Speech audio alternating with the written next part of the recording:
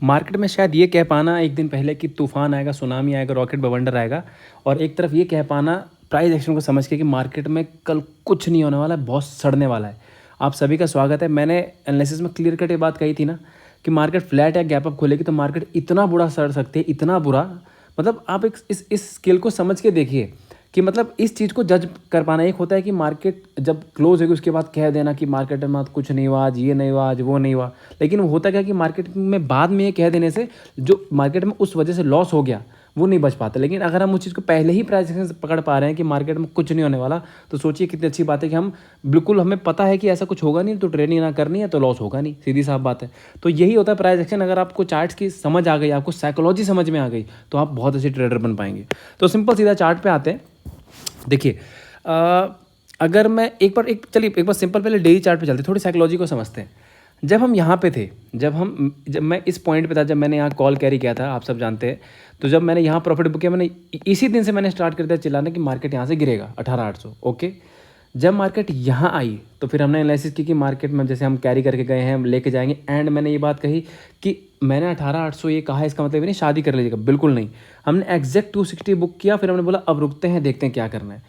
अब अंधाधुंध गाना कि 18,800 आएगा, 18,800 आएगा। मार्केट है। जब हमने यहाँ प्रॉफिट बुक किया तो हमें वेट करना, सेटअप मिलेगा तो फिर हम फिर से जाएंगे, सेटअप तो मिले। लेकिन जैसा यहाँ का स्ट्रक्चर है, अब आप बस सिंपल एक चीज़ समझिए, बहुत ही सिंपल प्राइस एक्शन। ये तो प्राइस एक्शन में नहीं है, तो बहुत लेमन है, जो बहुत स्टार्टिंग में पहले दूसरे उस क्लास में समझाते हैं। ये देखिए कि अगर मैं यहाँ देखे थे कि इसकी क्लोजिंग इस कैंडल की यहाँ, ओके, इसकी क्लोजिंग यहाँ, इसकी क्लोजिंग है, ये मार्केट क्लियर कट, चाहे लोअर्स को देखें, चाहे हाईज को देखें, चाहे इसकी ओपनिंग क्लोजिंग कुछ भी देखें, ये हर चीज़ में हाई राइज का फॉर्मेशन बनाते जा रहा है। तो मैं यहाँ कहाँ से बोल दूँ? अब प्रॉब्लम देखें क्या होती है। एक होता है कि बुक में हमने ये पढ़ा है कि एक इन्वर्टेड पोल एंड फ्लैग, एक जो मैं कभी आज तक पैटर्न की बात भी नहीं करता ना, मैंने उस पर कभी ट्रेड कराया है कि एक ये फ्लैग होता है और एक मान लीजिए एक ये करके ये फ्लैग हो रहा है, जो आपको 5 मिनट पे थोड़ा ज़्यादा क्लियर दिख जाएगा। ऐसे करके आपको दिखेगा ओके मार्केट फ्लैग बना रहा है, और मार्केट में जितनी ये लेंथ होगी उतनी ये लेंथ बनेगी। अब देखिए, ये सब एक अपनी जगह पे है, लेकिन चार्ट भी तो वैसा कहना चाहिए। आप ज़बरदस्ती यहाँ शादी करके बैठ गए कि नहीं अब तो 18,800 लेके जाएंगे, 18, फिर तो ऐसे ट्रेडिंग नहीं होती है। तो चार्ट के थोड़े बेसिक स्ट्रक्चर को भी समझिए। हमने कल सिंपल एक चीज़ कही थी ना कि मार्केट में जो स्ट्रक्चर बन चुका है, मार्केट में यहाँ पे पुट राइटर बैठ गए दबा के, वो मार्केट गिरने देंगे नहीं। और कॉल राइटर तो यहाँ बैठा ही है, मैंने ये बना के दिखाया था ना, वो ऊपर जाने देंगे नहीं, तो मार्केट चलेगा रेंज बाउंड। तो यही चीज़ होती है, प्राइस को समझिए। अब मेरा बहुत सिंपल से एक चीज़ कहना है। मैं डेली, जैसे मैंने अभी बताया, मैं डेली चार्ट पे जो देख रहा हूँ, क्लियर कट मुझे यहाँ पे एक चीज़ दिख रही है कि मार्केट अभी भी यहाँ पे सेलर का दबदबा है इस पोजीशन पे, कोई डाउट नहीं है, ज़बरदस्त सेलर है यहाँ पे। और यहाँ पे जो पुट के जो राइटर्स हैं वो भी यहाँ बैठे हैं, तो हमारे पास ले दे के बसती है ये रेंज। ओके, अब इस रेंज में भी कैसे प्ले करें, क्योंकि आज मार्केट ने देखिए थोड़ा सा 5 मिनट में समझते हैं। अब ये समझ में आ गया कि हमें इस रेंज के लिए प्ले करना है बस। अब इसको कैसे प्ले करें, इसके लिए हमें क्या करना है, देखिए अगर थोड़ा सा चार्ट को समझने की कोशिश करते हैं। यहाँ पे क्या है कि जैसे इस दिन क्या हुआ, मार्केट यहाँ गैप डाउन थोड़ी गैप अप खुली, नीचे गई, लेकिन अल्टीमेटली जाके थोड़ा हायर जाके और ऑलमोस्ट अपने जो ओपनिंग प्राइस है उसके आसपास कहीं क्लोज हो गई।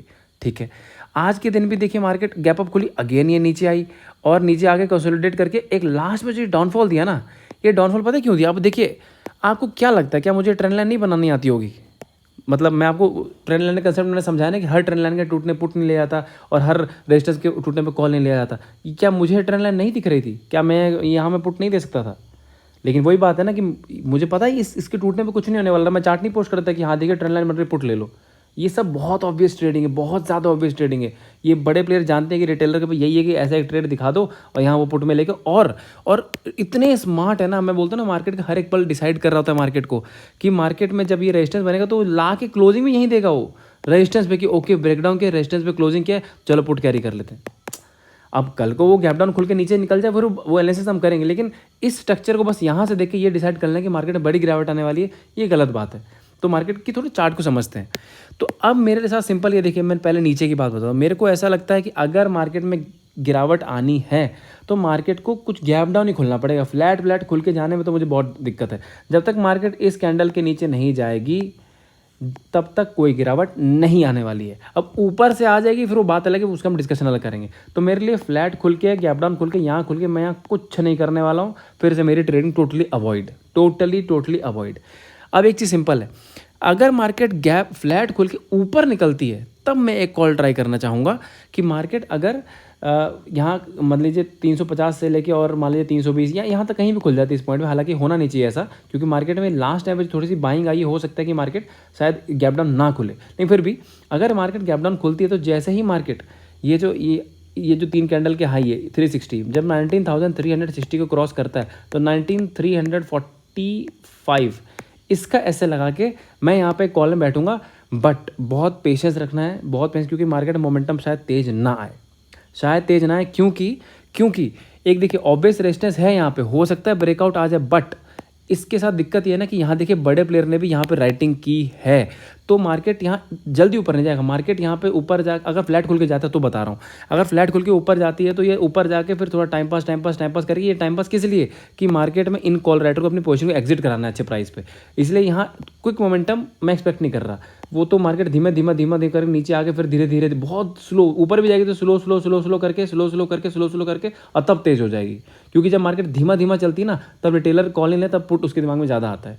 ये सब छोटी छोटी साइकोलॉजीज है। तो ये तो फ्लैट की कंडीशन में होगा कि मैं ऐसे करूँगा, तो बेसिकली कि कल किसी भी ट्रेड में कूदने की जरूरत नहीं, बहुत आराम से ट्रेड मिले। जैसे हमें कभी कभी होता है ना, यहाँ पुट ले लेना है और यहाँ पे खुलते यहाँ पे करना है, तो कल वैसा सिस्टम नहीं होने वाला है। ठीक, अब ये तो होगा फ्लैट की कंडीशन। अगर मार्केट खुलती है गैप अप, अब जैसे कि मैंने कहा कि गैप अप खुलने पर भी फिर वही चीज़ कि मार्केट नीचे आएगी लेकिन तेज़ नहीं आएगी।